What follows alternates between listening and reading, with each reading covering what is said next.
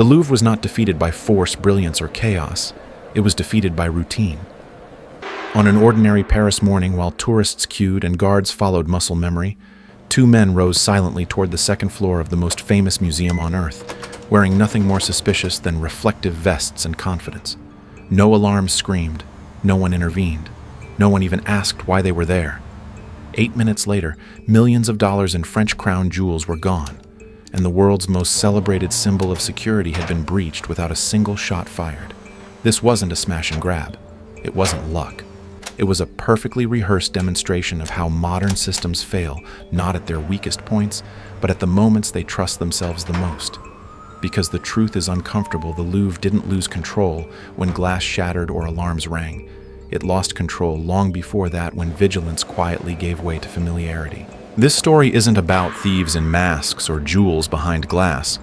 It's about how complex institutions slowly train themselves to stop noticing danger, how warning signs get buried under budgets and procedures, and how the most catastrophic failures often arrive disguised as normal workdays. If you believe security collapses with explosions and sirens, this story will unsettle you.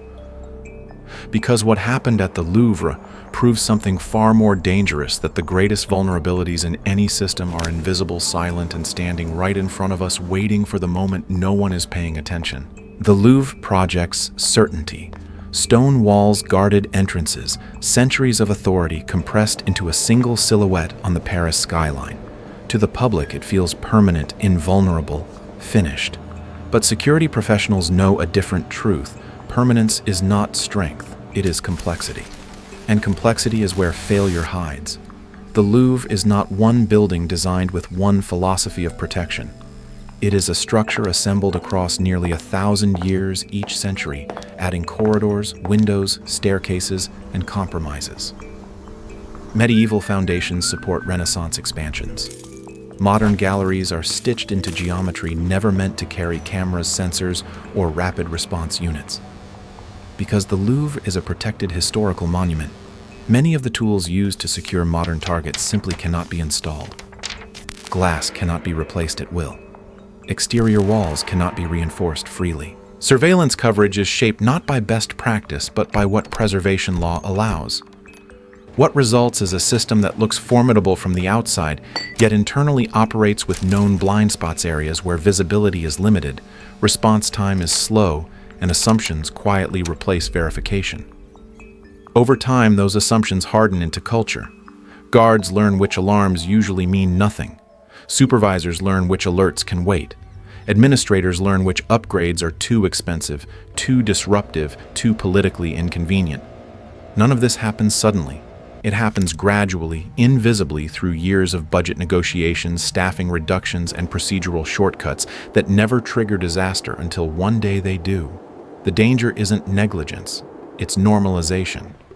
When a system survives long enough without catastrophe, it begins to believe it is immune to it. That belief becomes its weakest layer of defense. The men who targeted the Louvre didn't need to overpower security. They didn't need to outthink cutting-edge technology.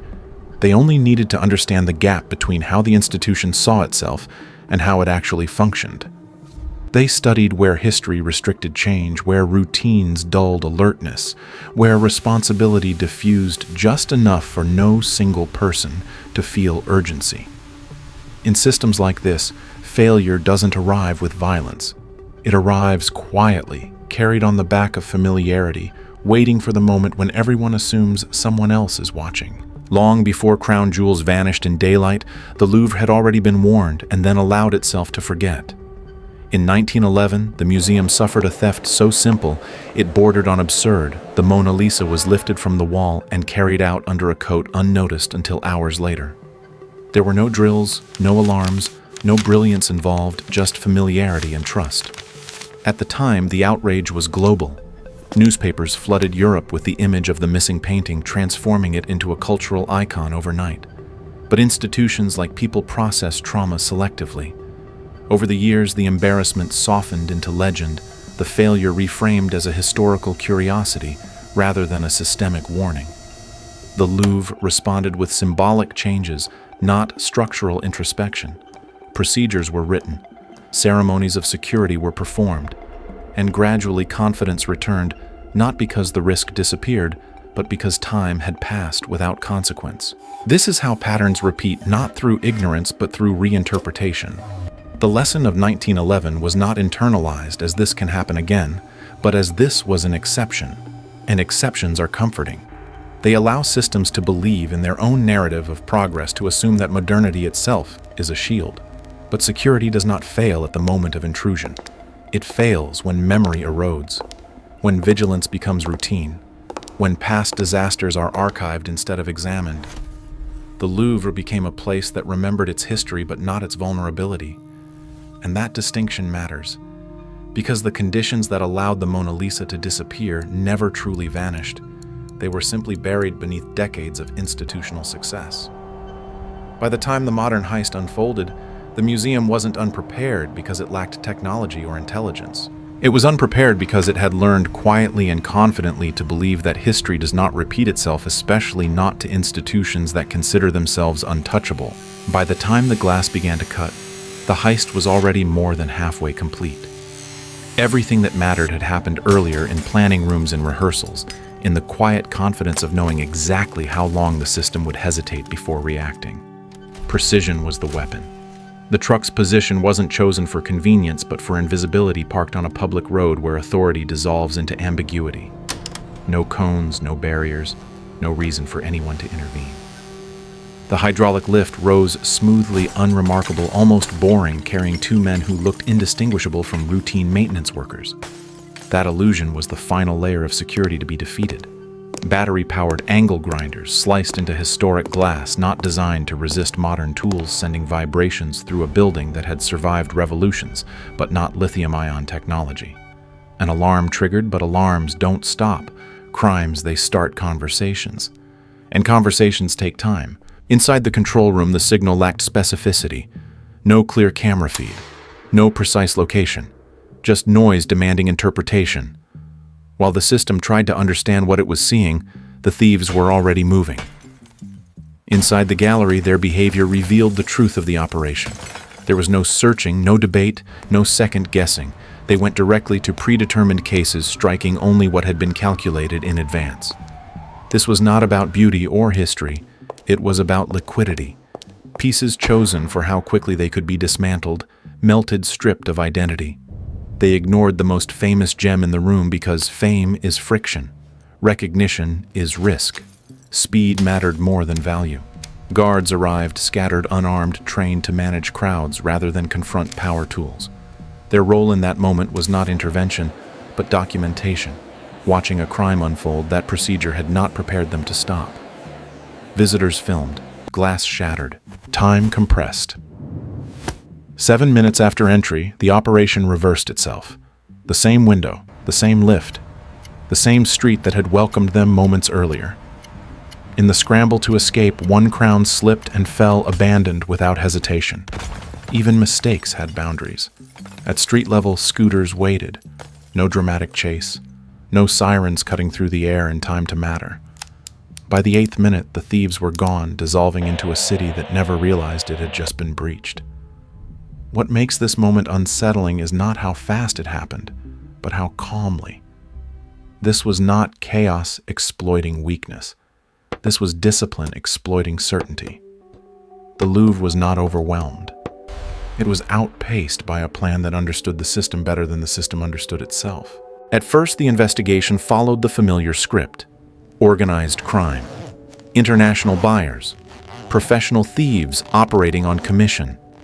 These explanations were comforting because they placed the threat safely outside the institution. But almost immediately, the facts began to resist that framing. The speed of the operation was not just impressive, it was intimate. The thieves did not probe the space like outsiders. They moved as if the building were already mapped in their minds, as if uncertainty had been removed long before the first cut of glass. Investigators noticed what wasn't there: no wasted motion, no hesitation, no moments of adjustment. This level of confidence does not come from observation alone. It comes from knowledge. As forensic teams worked through the aftermath, they found what criminals always leave behind when they believe they've beaten the clock traces. DNA on tools, residue on the lift, marks on the scooters used in the escape. But physical evidence only told part of the story. The real fracture appeared in the digital record. Phone logs, messages, contact patterns. Slowly, a quiet and far more unsettling possibility took shape. Someone on the inside had been talking. A member of the museum's own security network had shared sensitive details, patrol gaps, blind spots, response delays, information that explained not just how the thieves got in, but why they never doubted they could get out. This was not a failure of intelligence or technology. It was a failure of trust. Years of staffing cuts, ignored warnings, and institutional strain had created resentment beneath the surface. Concerns raised internally had been deferred. Budgets trimmed, risks accepted in the name of efficiency. None of those decisions were criminal on their own. But together they formed the conditions for betrayal. The heist did not expose a single corrupt individual. It exposed a system that had slowly taught its own people that vigilance was optional and accountability was diffuse. From the outside, it looked like a daring crime. From the inside, it was something more disturbing, a reminder that the most effective breaches don't smash through defenses. They pass quietly through relationships, through fatigue, through the moments when people stop believing they are being heard. By the time investigators understood this, the narrative had shifted. This was no longer a story about thieves versus a fortress. It was a story about how institutions unravel from within long before the world notices. Once the jewels left the Louvre, the crime entered its most fragile phase. Stealing was over. Now came disappearance, a race not against police, but against time and data. Europe's open borders made escape deceptively easy. High-speed trains cut across countries in hours. Secondary roads bypassed airports. With a change of clothes and a few decisions made quickly enough, the thieves could have vanished into anonymity. But modern movement leaves shadows. Phones ping towers. Tickets create records.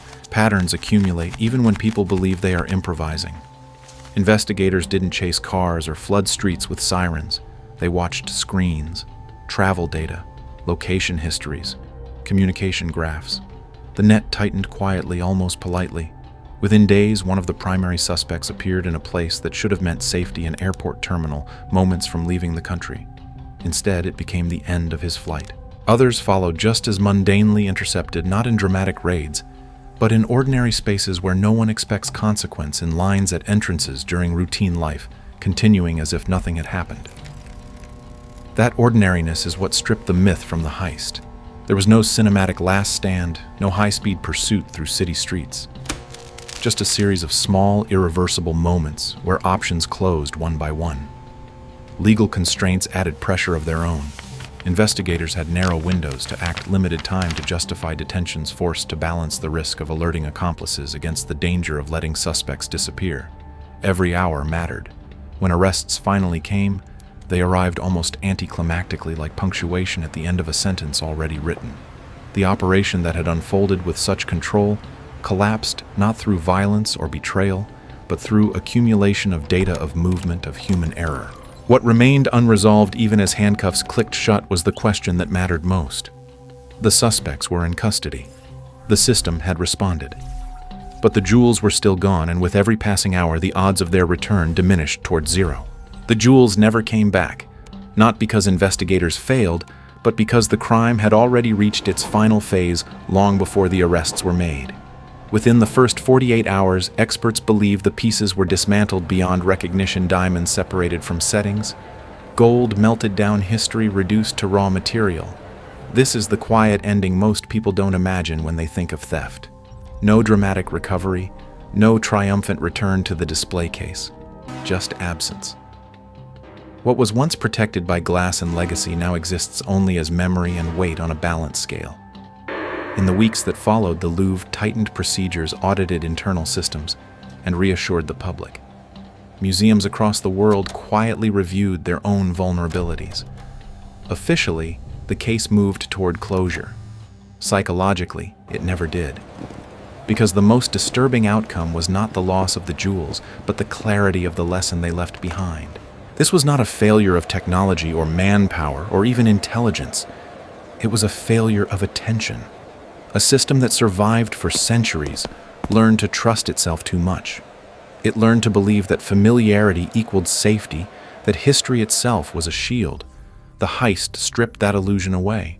What endures is not the image of masked thieves, but the realization that complex systems do not collapse under attack. They erode from within slowly, quietly, until the moment someone notices the gap and steps through it. That truth extends far beyond museums, organizations, institutions. Even personal routines follow the same logic. The Louvre heist endures because it is not just a crime story. It is a warning. The greatest risks are rarely hidden. They are visible, normalized, and standing in plain sight, waiting for the moment when no one is truly paying attention.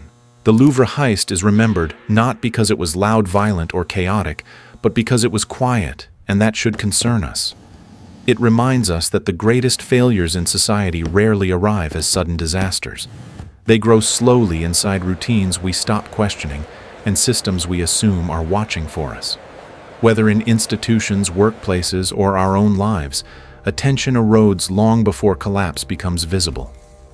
If this story made you pause, think, or see familiar systems differently, take a moment to support this channel.